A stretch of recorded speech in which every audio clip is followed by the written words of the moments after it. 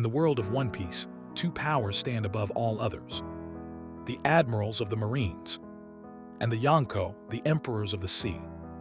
Both sides shape the balance of the seas. But if they were to face each other, who would truly dominate? Let's break down their powers and history, fact by fact. First, the Marines. They are the military force of the world government, tasked with maintaining order across the seas. At their peak stand the Admirals, the strongest fighters of justice. Akainu, now the fleet admiral, wields the Magu no Mi, the magma fruit. This gives him unrivaled destructive power. During the Marineford War, his magma overwhelmed even Whitebeard's crew. Akainu represents absolute justice, ruthless, unstoppable, and feared. Kizaru, the man of light, carries the Pika no Mi. With the power of light itself, he moves at the speed of beams and fires lasers that cut through steel like paper. Kizaru is nearly untouchable because of his speed, making him one of the most dangerous men alive. Aokiji, formerly an admiral, controls the Hai no Mi, the ice fruit. His ability can freeze oceans in seconds, stop tidal waves, and paralyze entire armies in ice.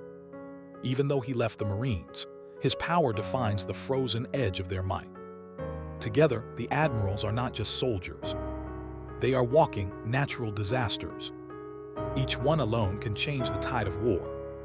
The other side stand the Yonko, the four emperors of the sea.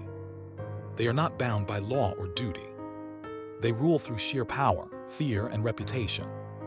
Kaido, known as the strongest creature in the world, ate a mythical Zoan devil fruit that lets him transform into an enormous azure dragon. He breathes fire hotter than magma, flies across islands, and wields nearly indestructible scales. It took the combined efforts of multiple supernovas to bring him down. Big Mom, Charlotte Linlin, is an emperor feared for her immense strength and her devil fruit, the Saru no Mi, the soul fruit. It allows her to control souls, steal lifespans, and create living homies like Zeus and Prometheus. Her durability is legendary. Cannon fire and blades barely scratch her.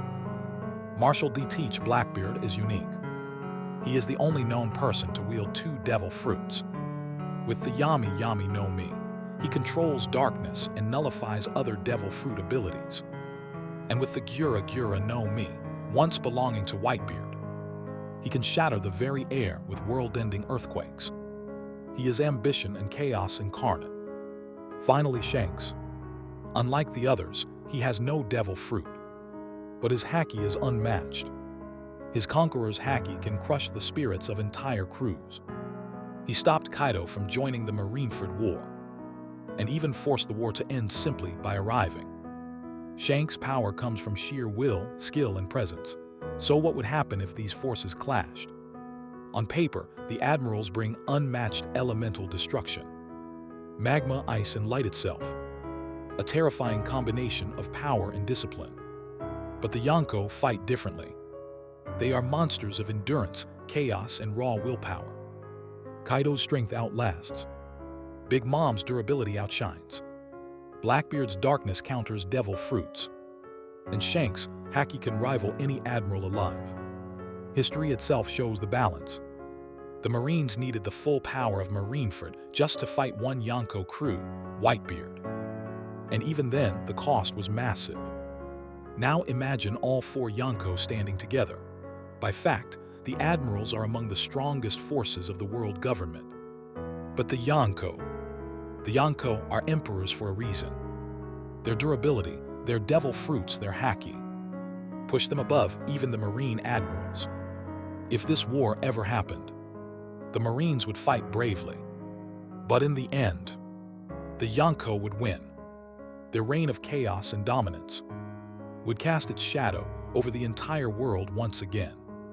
So now the question goes to you. Do you think the Admirals have a chance against the Yonko? Or are the Emperors truly unbeatable? Tell me in the comments, because this debate may never end until One Piece itself reaches its final chapter.